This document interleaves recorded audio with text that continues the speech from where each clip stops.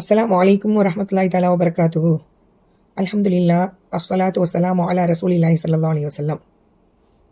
April 27 2024 எங்களை Kufa, Najaf இது மாதிரி இடத்துக்கு ஜியாரத்து செய்கிறதுக்காக வேண்டி காலை உணவுக்கு அப்புறமா செல்லலாம் அப்படின்னு சொல்லி சொன்னாங்க ஹுசைனியா குழுவர்கள். அந்த அடிப்படையில் நாங்கள் காலை உணவையும் முடிச்சுட்டு குத்துபுல் அக்தா வகுத்துல் முஹிதீன் அப்துல் காதிர் ஜிலானி ரலியல்லாஹு அன்ஹு அவங்கள்ட்ட ஜியாரத்தை முடிச்சுட்டு அவங்க மக்காமலேயே இருக்கிறதுனால வர்ற வழி ரெண்டுமே அவளை தாண்டி தான் நாங்கள் வெளியே போக முடியும்.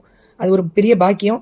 பயணம் சொல்கிறதுக்குன்னு இல்லாமல் நீங்கள் துணையாக வாங்கன்னு கூட்டு போகிற ஆட்கள் நாமோ அது மாதிரி அவங்கள்ட்ட அங்கே ஜியாரத்தை போய் நீங்களும் துணையாக வாங்க, எல்லா பாதுகாப்பும் நீங்கள் தரணும் அப்படின்னு சொல்லிட்டு போகிற மாதிரி இருக்கும். அது மாதிரி அங்கேருந்து சுக்குர் சொல்கிற இறங்கின உடனே அவங்கள்ட்ட போய் ஜியாரத் செஞ்சு சுக்குர் செஞ்சு அல்ஹம்துலில்லாஹ் பாதுகாப்போட திரும்பியாச்சு அப்படின்ட்டு சொல்லிட்டு வர மாதிரி அந்த ஃபீல் எங்களுக்கு உணர்வு ஏற்படும். அப்படி ஒரு பெரிய பாக்கியம் கிடைச்சிது. அது மாதிரி அவங்கள ஜியாரத்தை முடிச்சுட்டு நாங்கள் ஹில்லாங்கிற பாதிக்கு முதல்ல கூட்டு போகிறாங்க. அது நபி அய்யூப் அலைஹிஸ்ஸலாம் அவர்களுடைய மனைவியார் ரஹீமா அம்மையார் ரலியல்லாஹு அன்ஹா அவங்களுடைய ஜியாரம். என்டர் ஆன உடனே 2 கிணறு தான் எங்களுக்கு தெரிஞ்சுது. நபி அய்யூப் அலைஹிஸ்ஸலாம் அவங்க குடிச்ச கிணறு, குளிச்ச கிணறு அப்படின்னு சொல்லி சொன்னாங்க. நபி அய்யூப் அலைஹிஸ்ஸலாம் அவர்களுடைய ஜியாரம் இன்னும் கொஞ்சம் நோண்டு தான் இருக்குது. நம்ரூதுடைய கோட்டை, இப்ராஹிம் நபி பிறந்த இடம் அதெல்லாம் பார்த்துட்டு தான் நபி அய்யூப் அலைஹிஸ்ஸலாம் அவங்களுடைய ஜியாரம் இருந்துச்சு. அய்யூப் அலைஹிஸ்ஸலாம் யாரு அப்படின்னு சொன்னா நபி இப்ராஹிம் அலைஹிஸ்ஸலாம் அவங்க பிள்ளை இசாக் நபி, அவங்களுடைய மகனார் ஐஸ் அவங்களுடைய மகனார் ஜர்ரா, அவங்க பிள்ளை மூஸ், அவங்களுடைய பிள்ளை தான் நபி அய்யூப் அலைஹிஸ்ஸலாம். ரஹீமா அம்மையார் அவங்க யாருன்னு கேட்டா யாக்கூப் நபி அலைஹிஸ்ஸலாம் இருக்காங்களா, இப்ராஹிம் நபியோட பிள்ளை இசாக் நபிக்கு ஐஸ் யாக்கூப் இப்படின்னு 2 பிள்ளை. ஐஸ்லேருந்து வர்றவங்க அய்யூப் நபி அலைஹிஸ்ஸலாம். யாக்கூப் நபிட்டேருந்து வர்றவங்க யாக்கூப் நபி அவங்களுடைய பிள்ளை யூசுப் நபி அலைஹிஸ்ஸலாம், அவங்க பிள்ளை அஃப்ராயிம் மானிசா அப்படின்னு சொல்லப்படுது. அஃப்ராயிம் அவங்க பிள்ளை தான் ரஹீமா அம்மையார் ரலியல்லாஹு அன்ஹா. இவங்க 2 பேருமே அல்ஹம்துலில்லாஹ் பொறுமையினுடைய சின்னம் அப்படின்னு அய்யூப் நபி அலைஹிஸ்ஸலாம் அவங்களுக்கு அல்லாஹ் குர்ஆன்ல அவ்வளோ தெளிவுபடுத்தி சொல்றான். அய்யூப் நபி அலைஹிஸ்ஸலாம் அவங்க ரஹீமா அம்மையார் அவ்வளோ கண்ணியமா தன்னுடைய கணவரை அவ்வளோ கஷ்டத்துலையும் நோயிலையும் ரொம்ப கவனமா கவனிச்சுக்கிட்டாங்க. அதனால அவங்க நம்ம நிக்காஹுடைய மேடைகளில் கூட அவங்கள போல அல்லாஹ் இணக்கமாக்கி வச்சிரு, இந்த தம்பதிகளை சேர்த்து வச்சிரு அப்படின்னு சொல்லி கூட நம்ம அய்யூப் ரஹ்மா ரலியல்லாஹு அன்ஹு அய்யூப் நபி அலைஹிஸ்ஸலாம் இவங்களுடைய இந்த இதை நம்ம துஆ கேட்போம். அப்படிப்பட்ட ஒரு வாழ்வு.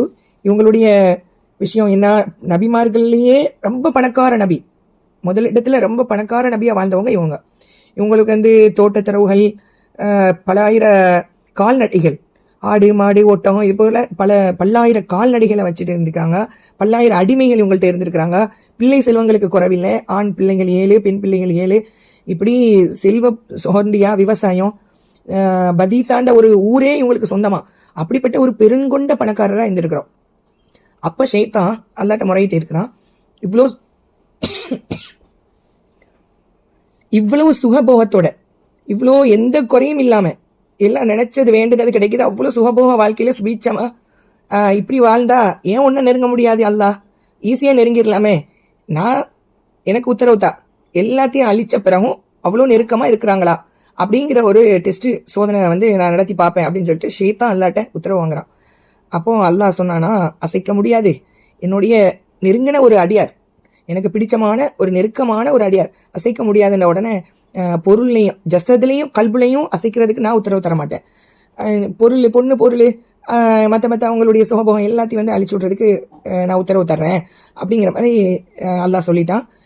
உடனே ஷைத்தான் தன்னுடைய படைப்பட்டாளங்கள் எல்லாத்தையுமே கூட்டி வச்சு, எல்லாத்தையுமே ஒன்னாக்கி வச்சு, கொஞ்சத்தை வெள்ளப்பெருக்கு படைப்பட்டாளத்துல சொல்றான், வெள்ளத்தை ஏற்படுத்தி எல்லா சொத்துக்களையும் அழிச்சு விடுங்கொண்டு, பாதியை தீக்கிரையாக்கி விட்டுருங்கொண்டு, இப்படி எல்லா சொத்தும் அழிக்கப்பட்டுட்டு அப்பவும் அவங்க வணக்க வழிபாடுல கொஞ்சமும் குறையல, அவ்வளோ நெருக்கமா இருக்கிறாங்க. அப்ப அல்லாட்ட ஷைத்தான் மறுபடியும் போறான், நான் கொஞ்சம் ஜசத்துலையும் விளையாடி பார்க்கணும், அவங்களுடைய உடல் அளவுலையும் நான் விளையாடி பார்க்கணும், அதுக்கு உத்தரவு தான் கேட்டவொன்னே அல்லாஹ் அதுக்கு உத்தரவு அளிச்சிடறான்.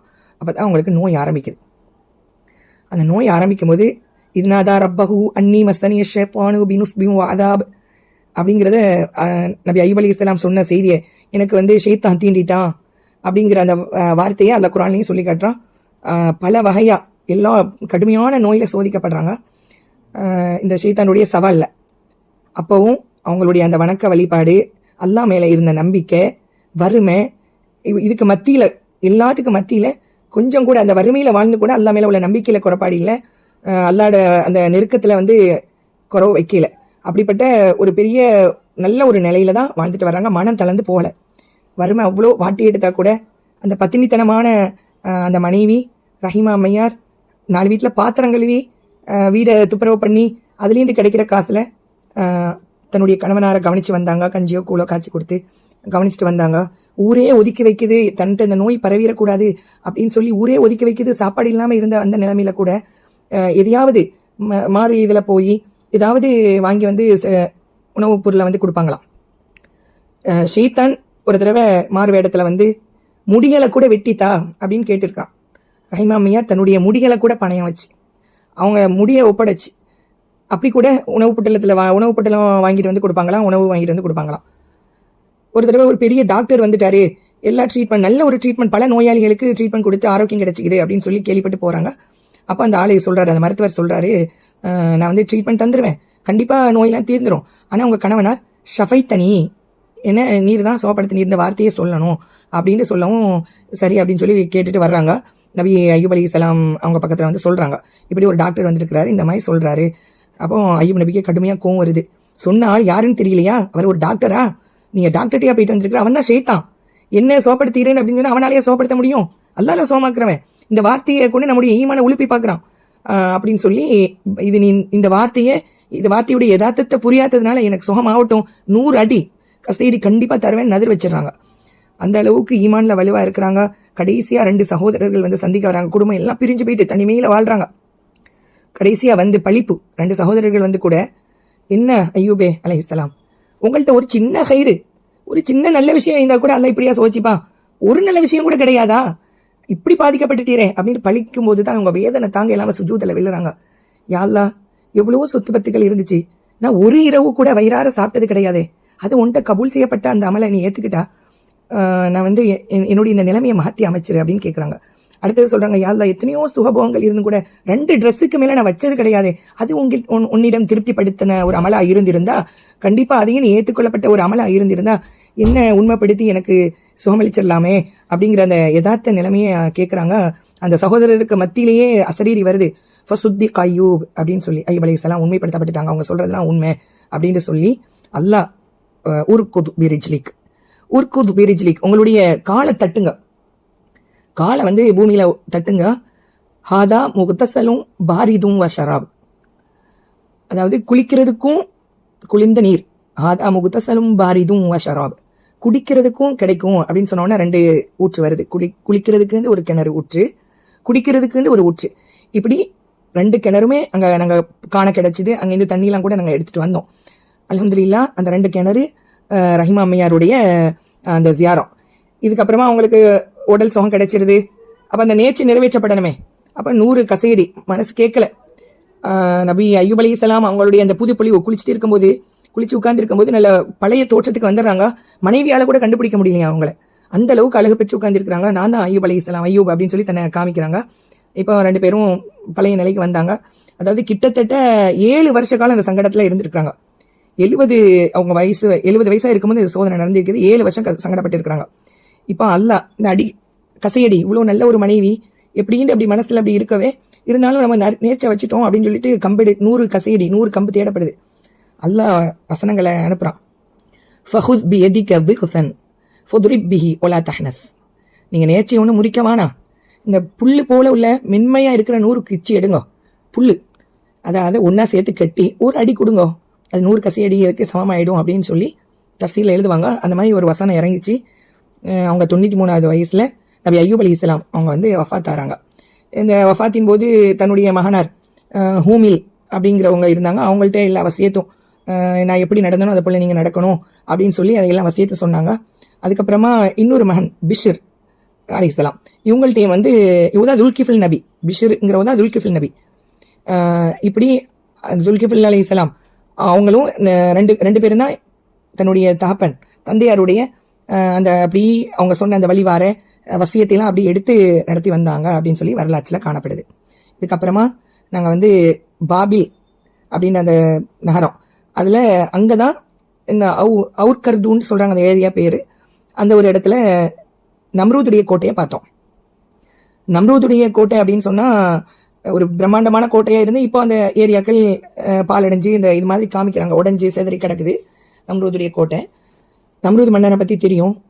அவன் என்ன கொடுங்கோலனா, அதாவது ஒரு கனவு, அவங்க காலத்துல ஒரு ஆள் கனவு கண்டு போய் சொல்றாரு, அதாவது சூரியன் சந்திரன் ஒளிலாம் மிகச்சு ஒரு ஆள் பிறக்கிற மாதிரி இருக்குது, அவங்க நம்முடைய ஆபாக்களுடைய சிலை வணக்கத்தையெல்லாம் தகத்தெரிஞ்சிருவாராம் அப்படின்னு அந்த கனவுக்கு விளக்கமும் கிடைக்குது. அப்போ ஆண்களையும் பெண்களையும் பிரிச்சு வச்சிடறாரு. இனி குழந்தையெல்லாம் பிறக்கவே கூடாது, இந்த கனவு கண்டதுலேருந்து எல்லாத்தையும் பிரிச்சு விட்டுட்டார்.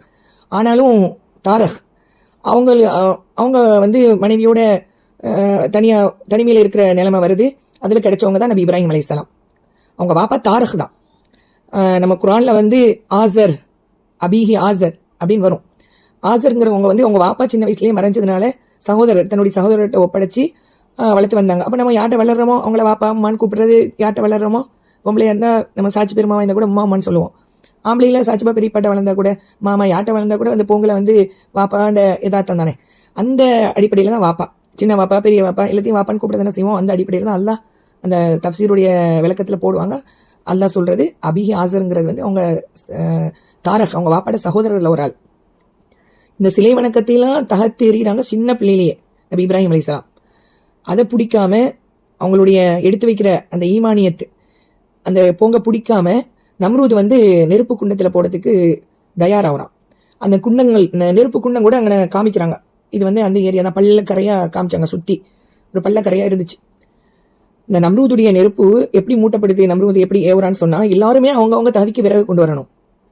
5 கிலோமீட்டர் தூரம் வரைக்கும் அந்த குண்டங்கள் விரிவாக்கப்பட்டு தோண்டப்படுது. ஒரு பெரிய மைதானத்துல தோண்டப்பட்டு இப்ராஹிம் நபியை கிட்ட போய் போட முடியாது நெருப்பு குண்டத்துல. மின்ஜனிக்கின்ற கருவி தயாரிக்கப்பட்டு அதுலேருந்து அப்படியே தூரத்துலேருந்து சடக்குன்னு போய் இறக்கி விழுறாப்ல.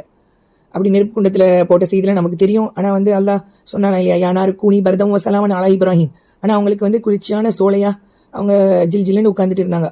இத நம்ரூதுடைய கோட்டையில இருந்து அவங்க நம்ரூதுடைய மகள் ரஹீமா அம்மையார், அவங்க பேரும் ரஹீமா தான், அவங்க பார்த்துக்கிட்டே இருந்து இந்த ஆள் எரிஞ்ச மாதிரி தெரியலையே, சோலையில அப்படி எல்லா மக்களும் வந்து போறாப்ல இருக்குது, அவங்களுக்கு வேண்டிய ஆட்கள்லாம் ஏதோ நல்ல ஒரு இடத்துல சோலையில தண்ணி இருக்க மத்தியில உட்காந்துட்டு இருக்கிற மாதிரி ஒரு தோற்றம்ல நமக்கு தெரியுது அப்படின்னு சொல்லி அவளுக்கு நம்பிக்கை வருது. அப்போ இப்ராஹிமுடைய ரப்பு அவர் தான் உண்மையானவர். நம்ம வாப்பா சொல்ற நம்ரூத் தன்னுடைய வாப்பா சொல்ற ஆளு கிடையாது, சிலை வணக்கம்லாம் கூடாது தான் அப்படிங்கிறத மன கல்புக்குள்ள விளங்கி இப்ராஹிம் நபிட்ட சத்தமிட்டு கேட்கறாங்க, நெருப்பு உங்களுக்கு சோலையில உட்கார்ந்த மாதிரி உட்கார்ந்துட்டு இருக்கிறீங்களே, இந்த பாக்கியம் எனக்கும் கிடைக்குமா? அதாவது கல்பு ஹாலிஸாக இருக்கக்கூடிய எல்லாருக்குமே எங்க ரப்பு இந்த பாக்கியத்தை கொடுப்பான்னு சொன்ன உடனே மேலேந்து இறங்கி வர்றாங்க. அந்த நம்ரூதுடைய ஆட்கள்லாம் தடுக்க வந்து இந்த நெருப்பு குண்டத்துல தானும் ஹாலிஸா ஈமான் கொண்டு வர்றாங்க. அது சோலையா மாறிச்சான். இந்த சம்பவமும் எனக்கு சொல்லணும் போல இருந்துச்சு. இந்த கோட்டையை பார்த்த இடத்துல இந்த இடத்தையும் சொல்லலாம் அப்படின்ற அடிப்படையில தான் சொல்றேன். அதுக்கப்புறமா எங்களை வந்து ஒரு பள்ளிக்குள்ள கூட்டு போனாங்க. அதுதான் நபி இப்ராஹிம் அலைஹிஸ்ஸலாம் அவங்க வந்து பிறந்த இடம். இப்போ நம்ரூதுடைய அந்த தடுப்புக்கு மத்தியில இந்த குழந்தை பிறந்ததுனால ஒரு கீழே சுரங்கப்பாதை மாதிரி கீழே இறங்கி போற மாதிரி இருக்குது. அந்த இடத்துலதான் நபி இப்ராஹிம் அலைஹிஸ்ஸலாம் பிறந்திருக்காங்க. அவங்களுடைய இந்த கால் பாதம் பதிஞ்ச இடம், அந்த கல்லும் கூட இப்ராஹிம் நபியோட கால் பதிஞ்ச இடம், அந்த கல்லும் அங்கதான் இருக்குது. அதுக்கு பிறகு மேல என்ட்ரான உடனே அவங்க தொழுத மெஹராப், அந்த மெஹராப் அதுலயும் வந்து மேல எல்லாரும் கொஞ்சம் பேர் தொழு கூட செஞ்சாங்க. கீழேயும் நாங்க பார்த்தோம், கீழே இறங்கிதான் இதை அவங்களுடைய பிறந்த இடம், அதையும் நாங்க வந்து அவதானிச்சோம். அல்ஹம்துலில்லாஹ் நபி இப்ராஹிம் அலைஹிஸ்ஸலாம் எவ்வளவு பெரிய ஆள். அவங்களுடைய மார்க்கத்துல தான் மில்லத் அபீக்கும் இப்ராஹிம், கண்மணி ஹபீப் ஸல்லல்லாஹு அலைஹி வஸல்லம் அவங்க வந்தது அந்த பாரம்பரியத்துல தான். இப்ராஹிம் நபி, இஸ்மாயில் நபி அந்த பாரம்பரியத்துல தான். இசாக் நபியுடைய அந்த வம்சம் வந்து நிறைய அரசர்களும் நபிமார்களும் வந்தாங்க. ஆனா இஸ்மாயில் நபிட்டு ஒரே ஒரு நபி, அதுதான் கண்மணி ஹபீப் ஸல்லல்லாஹு அலைஹி வஸல்லம். அந்த வாரிசு வரைக்கும் இப்ராஹிம் நபி அவங்க வாப்பா அப்படின்னு போய் ஆதம் நபியில இருந்து நபி கண்மணி ஹபீப் ஸல்லல்லாஹு அலைஹி வஸல்லம் அவங்க வரைக்கும், அப்துல்லா நாயகம் வரைக்கும் உள்ளான அந்த பரம்பரையை பத்தி அல்லாஹ் சொல்லும்போது ஒத்த கல்லுபு கஃபி சாஜிதீன் அப்படின்னு அல்லாஹ் சொல்றான். அதாவது ஹனீஃபீன்கள், சிலை வணக்கத்துல ஈடுபடாத அல்லாஹ்க்கு தலை வணங்கின சுஜூது செய்யற கூட்டத்திலேயே நாங்க உங்களை வந்து உருட்டி கொண்டு வந்தோம் அப்படின்னு சொல்றான். அதனால அவங்க வாப்பா தாரக் வந்து சிலை வணக்கத்துல ஈடுபடல அப்படிங்கிறது தெளிவாகுது. நபி இப்ராஹிம் அலைஹிஸ்ஸலாம் அவங்களுடைய அந்த மக்காமெல்லாம் பார்த்துட்டு அதுக்கப்புறமா நாங்க சந்திச்சதுதான் நபி அய்யூப் அலைஹிஸ்ஸலாம். அவங்கள வந்து நம்ம ஏற்கனவே நம்ம பார்த்தாச்சு. இதுக்கப்புறமா நாங்க போனது வந்து கூஃபாவை நோக்கி. இன்ஷா அல்லாஹ் அடுத்த கிளிப்ல கூஃபாவுடைய ஜியாரத்தை பத்தி நம்ம வந்து எல்லாம் பார்ப்போம் இன்ஷா அல்லாஹ். அஸ்ஸலாமு அலைக்கும் வரஹ்மத்துல்லாஹி தஆலா வபரகாத்துஹு.